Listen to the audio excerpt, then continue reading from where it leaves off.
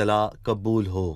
میں تجھے مشورہ دیتا ہوں اور تو چاہے تو اسے قبول کرے یا رد کر دے۔ اور لکھا ہے کہ اپنی خطاؤں کو صداقت سے دور کر۔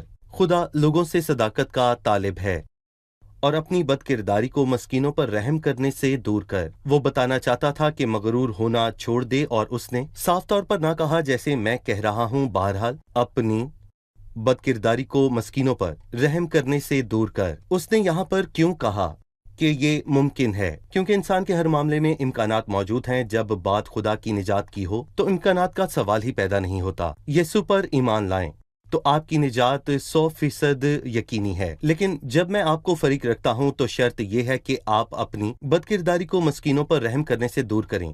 خدا نے خطرے کی گھنٹی بجا دی ہے۔ 12 ماہ کا انتظار کیا، جیسا کہ ہم اگلی آیت میں دیکھتے ہیں، اس سزا پر عمل کرنے کے لیے۔ لیکن ایسا کیوں ہوا؟ تاکہ نبوکت نظر کو توبہ کا موقع دے سکے۔ اس نے نوح کے دور میں دنیا کو 120 برس کا موقع دیا تھا۔ اس نے فرعون کو ایک نہیں بلکہ بہت سے موقع دیے، اور خدا ہمیشہ ایسا کرتا ہے، لیکن لوگ غلط سمجھتے ہیں۔ لوگ خدا کے صبر کو غلط سمجھ لیتے ہیں۔ وہ اسے غلط